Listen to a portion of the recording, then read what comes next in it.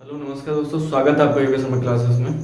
तो इसको ना हमने जनरली दो हिस्सों में बांट रखा है। पहले को हम बोलते हैं बेसिक कैलकुलेशन। एक ग्रुप बना दिया हमने बेसिक कैलकुलेशन का। तो इस बेसिक कैलकुलेशन के अंदर ना हम कौन कौन से चैप्टरों को जगह देते हैं आइए समझते हैं। तो मेरा ऐसा मानना है जिस बच्चे ने ना इन चैप्टर्स पे पकड़ पा ली, समझ लीजिए उसकी कैलकुलेशन बूस्ट है बिल्कुल एकदम से। उसे कैलकुलेशन नहीं चाहिए, फिर उसे कंसेप्ट की जरूरत है। हालांकि कैलकुलेशन को करने के लिए भी कंसेप्ट की जरूरत पड़ती है, लेकिन ये मेनली कैलकुलेशन के लिए डिनोटेड है, कंसेप्ट के लिए कम है। उम्मीद आप समझ पा रहे होंगे। जैसे पहले चैप्टर का मैं जो लिखते हैं हम सब, पहला चैप्टर जो डिस्कस कर रहे होते हैं भाई, वो हमारा बेसिक कैलकुलेशन ही होती है, यानी कैलकुलेशन पार्ट जिसे मैं कह लूँ, कैलकुलेशन पार्ट कह देता हूँ इसे, कैलकुलेशन पार्ट। तो पहला हमारे पास होता है बेसिक कैलकुलेशन।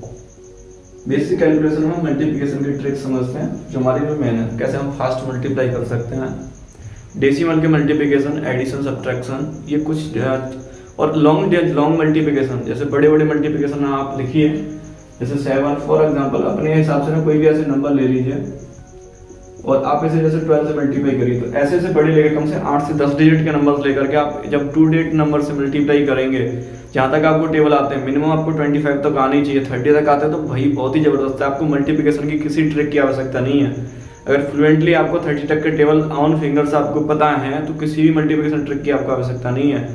ठीक है, तो जनरली ये चीजें, तो इस तरह की मल्टीप्लिकेशन आप लिख करके डेली 1 पेज कम से कम 20 से 30 तो मिनिमम करिए, ऐसे प्रैक्टिस करेंगे। इससे क्या है कि आपके जो ना हमारे ब्रेन के 2 पार्ट होते हैं, लेफ्ट और राइट, दोनों के बीच में एक बेहतर कनेक्टिविटी बननी है भाई मेरे। क्योंकि ना आप जैसा होता है कि हम कैरी भूल जाते हैं कई बार, तो ऐसी चीजें हमारे पास पता है क्यों आती है, क्योंकि हम उसे फोकसली नहीं कर रहे होते। 3 डेट का मल्टीप्लिकेशन होता है, 1 डेट भूल जाते हैं, और ये 4, 5, 8, 10 डेट तक का मल्टीप्लिकेशन होगा तो याद ही रखेंगे उससे क्या है कि हमारी फोकसनेस और बढ़ती है। ठीक है, तो ऐसे कुछ करिए आप अपने पास में।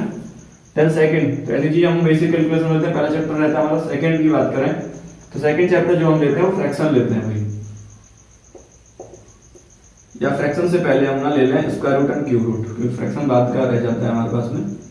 Square root and cube root, इन चैप्टर्स को हम लेते हैं, इनमें समझते हैं square root and cube root. Then second, अगला जो चैप्टर हमारा जो रहता है भी, हमारा फ्रैक्शन एंड डेसिमल रहता है, फ्रैक्शन एंड डेसिमल। हाँ, 3 चैप्टर हो गए। 4th चैप्टर जो हमारा होता है सर्ट्स एंड इंडाइसिस होता है, सर्ट्स एंड इंडाइसिस। और 5th जो चैप्टर रहता है वो हमारा रहता है सिंप्लीफिकेशन। सिंप्लीफिकेशन भाई मेरा ऐसा मानना है कि सिंप्लीफिकेशन जो चैप्टर है वो इन सारे चैप्टर्स का मिक्सअप आता है, उसमें सारे रूल्स रेगुलेशंस लगते हैं इन चीजों के। तो सिंप्लीफिकेशन का ग्रुप ऑफ एक तरीके से चैप्टर्स है। तो अगर इतने चैप्टर्स पे आपकी कमांड है तो आपकी कैलकुलेशन एकदम स्ट्रांग है। तो इसको मैं इसलिए कैलकुलेटिव पार्ट बोलता हूँ। ये 5 चैप्टर आपको जरूर पढ़ने हैं बेस कैलकुलेशन बूस्ट करने के लिए। क्वेश्चन तो है ही है, प्लस आगे के जितने भी चैप्टर अर्थमेटिक 23 to 40 या जो 24 चैप्टर्स के समथिंग अराउंड है, उनमें से इन 5 को निकाल दो तो बाकी जितने भी बनने हैं ना वो सब इनकी कैलकुलेशन के आधार पे ही रहने हैं। कई बार हम देखते हैं कि बच्चे ना गलती परसेंटेज को समझने में नहीं होती, प्रॉफिट लॉस समझने में नहीं होती, वो कैलकुलेशन पार्ट में गलती कर देते हैं, समझ रहे हो। तो इसलिए कैलकुलेशन आपको मजबूत करनी है। देन सेकंड जो हमारा रहता है ना, हम उसको कहते हैं कंसेप्चुअल पार्ट। कंसेप्चुअल यानी यहाँ कैलकुलेशन की वेटेज कम हो जाती है और कंसेप्ट पार्ट की वेटेज ज्यादा बढ़ जाती है, कंसेप्चुअल पार्ट। तो कंसेप्ट पार्ट हम बोलेंगे। इसमें हमारे पास 6 नंबर जो चैप्टर रहता है ना, इसको भी हमने बांट रखा। तो फर्स्ट से काउंटिंग स्टार्ट कर लेते हैं। जो पहला जो हमारे पास इसमें चैप्टर रहता है ना, कंसेप्ट पार्ट है, सबसे पहला हम जो चैप्टर लेते हैं वो लेते हैं एलसीएम एंड एलसीएफ। ठीक है, देन हम अगला चैप्टर इसमें ले रहे होते हैं एवरेज। या सबसे पहले हम लिखें बिल्कुल, तो एक चैप्टर जरूर लिख लेते हैं हम, वो है हमारे पास में नंबर सिस्टम।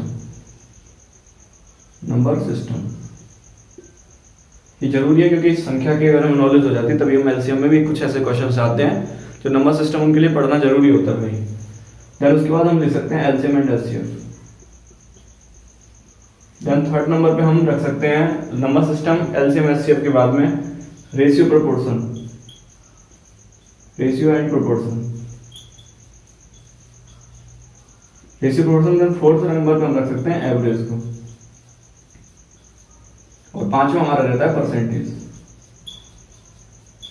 अगर ये 5 चैप्टर आपके कंसेप्ट में है ना, या आपने सही से समझ लिए भाई मेरे, तो बस आगे के चैप्टर तो इन्हीं के हिसाब से बनते हैं, इन्हीं की कैलकुलेशन इस्तेमाल होती है। इनके सेट ऑफ कुछ रूल्स होते हैं कुछ बातें होती हैं, उनके कुछ नियम कानून होते हैं जो जानने पड़ते हैं, और बाकी सारी चीजें ना इनकी हम आगे यूज कर रहे होते हैं। तो आगे के चैप्टर्स में लिखूंगा, दोनों सेगमेंट हमारे हैं और अदर हमारे कुछ पार्ट रह जाते हैं वो अलग हैं, ठीक है। तो दो चीज मेजर हमारे पास में पोर्शन रहते हैं, पहला हमारा कैलकुलेशन पार्ट, देन सेकंड रहता है हमारा कंसेप्ट पार्ट, ठीक है।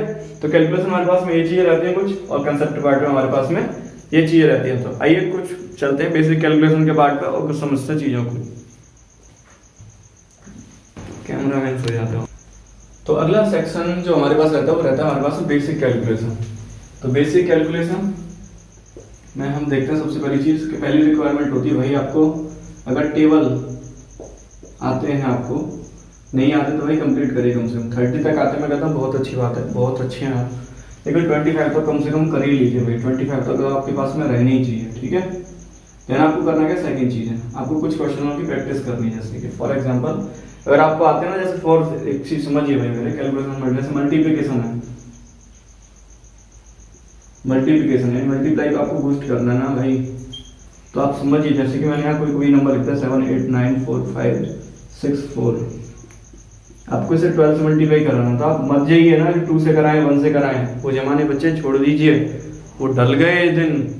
तो अब ना आपको क्या करना है, डायरेक्टली 12 का टेबल पढ़ना है, जैसे 12 4 से 48 सर 8 4 रिमेनिंग, 12 6 से 72, देन 4 मर्ज करोगे सब 76 6 4 7 रिमेनिंग, तो इस तरीके से करना है, समझ रहे हो।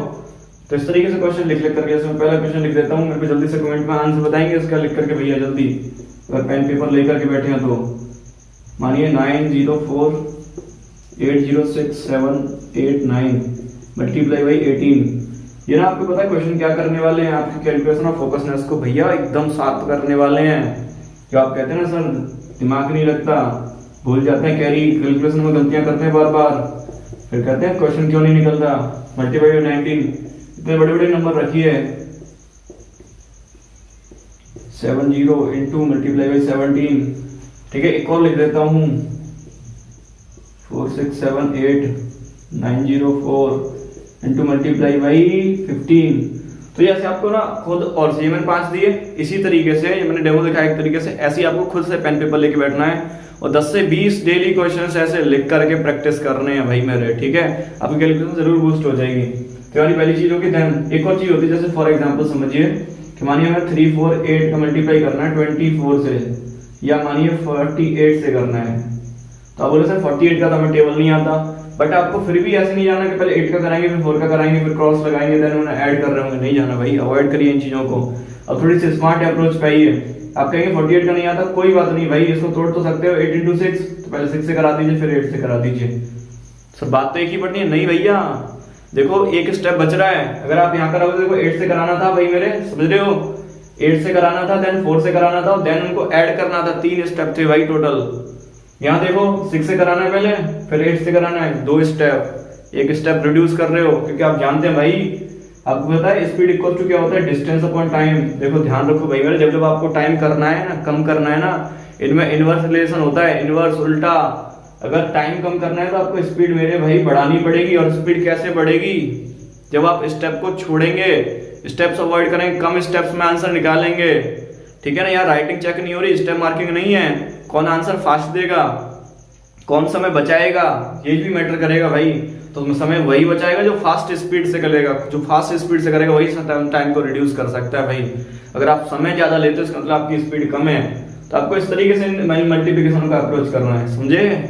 तो 25 तक के जो भी मल्टीप्लिकेशन आता है तो आप डायरेक्ट अप्रोच करेंगे, उससे बड़े आते हैं तो आपको नहीं पता तो उसे आप स्प्लिट कर दीजिए, तोड़ दीजिए और फिर उसे मल्टीप्लाई करिए, तो इस तरीके से, ठीक है।